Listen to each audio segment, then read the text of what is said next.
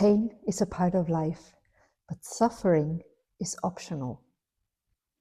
Hi, my name is Dr. Sarah from the International Institute of Holistic Health, and today I want to break down one of the most important sentences that I use often. Pain is part of life. It is inevitable, but suffering is optional. Let me break that down for you. Welcome to my video. I'm glad you're here. In this video, I want to be a little bit more technical and get down to the nitty-gritty of integrative medicine. I want to share with you how you can face life and how you can choose to experience pain and how to alleviate suffering that, in my opinion, is part of life, but completely and entirely optional. To understand this, it's important that we have a look at the holistic anatomy of our makeup as human beings. In integrative medicine, it's very important to not just look at the person on the physical level, but include all the levels of human consciousness. I'm going to show you with this little illustration here.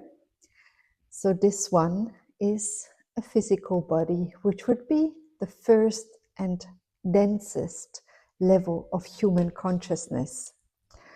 The second level that is just around the human body is the vital body of human consciousness. This is a vessel where we're holding our emotions, our feelings, where we're holding our flow of energy. When you go see an acupuncturist who is working on your meridian, what they're doing is to bring this vital body of the meridians back into a flow and get you unstuck so that also your physical body is able to function. The next level of human consciousness is the mental body. The mental body is, of course, as the name says it, holding our thoughts, our beliefs, our views and opinions about the world, about ourselves. When you have an imbalanced mental body, you will experience something like blame, shame, depression, self-loathing. All of that are signs of an imbalanced mental body. The outer layers are always impacting the inner layers. So it's very clear that you have a thought, it affects your feelings, and your feelings affect your physical body. The next level of human consciousness is the supramental level. The supramental level holds things that are bigger than personal, but still very tied to your own personal life. This layer holds things like the archetypes, you being and experiencing yourself as the mother, you experiencing yourself as the artist. I've seen beautiful, beautiful transformations happen while simply connecting to this layer of human consciousness, the supramental layer where the archetypes are held. Connecting to this layer can very much balance and quiet an upset mental body. And of course, with this, quiet down the emotional body and also balance something like brain chemistry in the very physical body. The outermost layer of human consciousness is called the bliss body.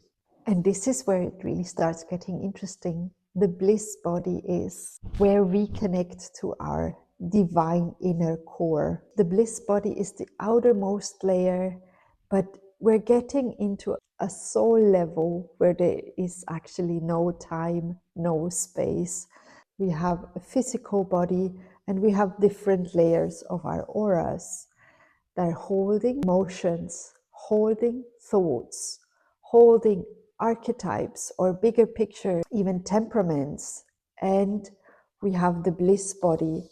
We have this divine aspect of ourselves. Now, when we're in pain, and this is what I meant with it's important to distinguish pain or suffering, If we are in pain, this is an experience of the physical body. The joints are hurting. Currently, my throat is hurting because I have a cold. But I'm not suffering because I am okay with this. I am connecting to the supramental level, connected to teaching you this, talking about holistic anatomy. Suffering is very much an imbalance of the emotional through the mental body. The mental body creates all these thoughts that are racing, all these comparison that we're making, that are really putting us in a dark spot, into a dark corner where we feel others are better than we are. It's the home of all the shoulds and needs and have tos, of the plans, of the labels. I'm a failure, I'm a this, I'm a that, I'm not enough. All of this is held within the mental body. If we extend our human consciousness, and here is the part where meditation comes in, we can connect to another layer of our human consciousness. We can just easily sit down and ask ourselves, what is my bigger picture here? What is my talent? What is my archetype? What is the force I feel brings me a lot of strength when I connect to it? Am I actually an empress? Am I a warrior? Am I a teacher? Am I a healer?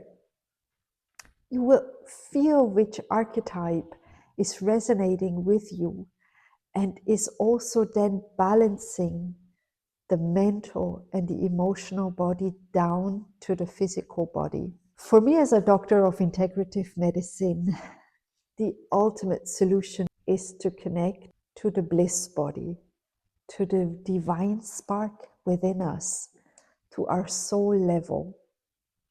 When you sit down, you relax. You might close your eyes and you connect to this bliss body where there's absolute stillness. There is no thought. There is no comparison.